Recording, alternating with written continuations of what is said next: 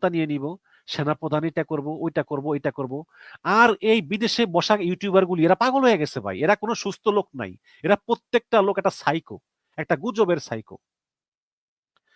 যাই হোক, আর কিছু বলার নাই। আপনারা যারা যারা আমার ভিডিও পছন্দ করেন না, তারা তারা আনসাবস্ক্রাইব করে দিবেন।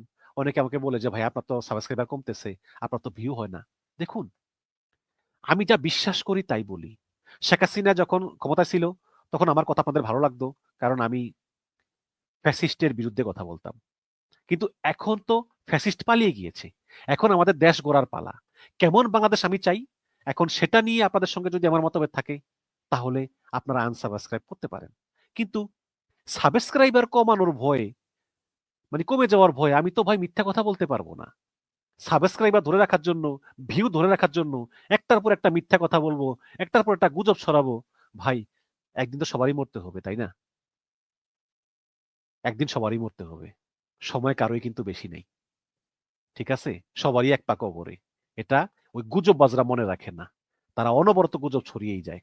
এবং আলহামদুলিল্লাহ, যে এখন দেখি তো ওই গুজববাজদের কমেন্টে অনেকেই বলে যে তোমরা গুজববাজ।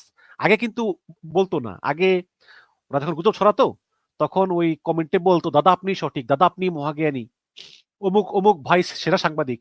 এখন কিন্তু অনেকেই কমেন্টে গিয়ে বলে যে আর কত গুজব ছড়াবেন। আস্তে আস্তে মানুষের ভিতরে একটা উপলব্ধি হচ্ছে যে এই ইলিয়াস পিনাকি কনক এরা আসলে গুজব ছড়ায়, এই উপলব্ধিটা হচ্ছে। এবং এদের সঙ্গে যত গুজববাজ গুলো আছে সব এক হয়েছে।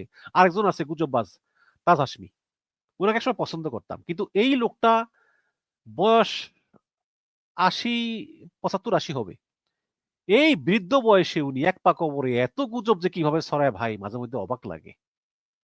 এসব গুজববাজদের ফাঁদে পা দিবেন না। আপনারা যারা প্রবাসে আছেন তারা শিক্ষিত, কিভাবে বলতে শিক্ষিত? অনেকে বলতে পারেন যে ভাই আমাদের মধ্যপ্রাচ্যে অনেক ভাই আছে লেখাপড়া জানে না।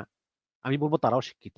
তারা একাডেমিক শিক্ষায় শিক্ষিত না হলেও তারা যে বিদেশে গিয়েছে এবং একটা দেশ ভ্রমণ করছে, সেখানে কৃষ্টি কালচার দেখছে, কিছু লোকের সঙ্গে মিশছে।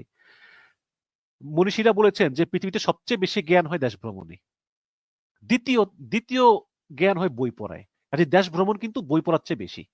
কাজেই একটা ছেলে সে যতই লেখাপড়া না করুক, সে যখন সৌদি আরব যায়, আরব আমিরাত যায়, কাতার যায়, কুয়েত যায়, ইউরোপে যায়, আমেরিকা যায়, সে ওইখানে কৃষ্টি কালচারের সঙ্গে ম্যাচ করে তার সে অনেক শিক্ষা লাভ করে। তো প্রবাসী ভাইয়েরা, গ্রামগঞ্জের ভাইয়েরা নিজেদের বিচার বুদ্ধি বিশ্লেষণ করেন, করে সিদ্ধান্ত নেন। এবং দেখবেন এই গুজববাজদের গতকালকের ভিডিওর সঙ্গে আজকের ভিডিওর কোনো মিল নেই। গতকালকে বলছে এক কথা, আজকে বলছে আরেক কথা, কোনো মিল পাবেন না আপনি।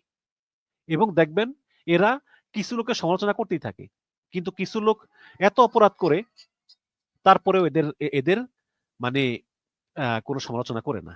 যাই হোক, আমার এখন একটা কাজ আছে, যেতে হবে। তো আপনারা সবাই আমার জন্য দোয়া করবেন, আর গুজববাজদের গুজবে কান দিবেন না। আহ দেশ দেশের আমরা সবাই ভালো চাই এবং দেশ গড়ার দিকে আমরা মনোনিবেশ করব, এটাই হোক আমাদের প্রত্যাশা। ভালো থাকুন, সুস্থ থাকুন, ওয়ান নিউজের সঙ্গেই থাকুন। আল্লাহ হাফেজ, আসসালামু আলাইকুম।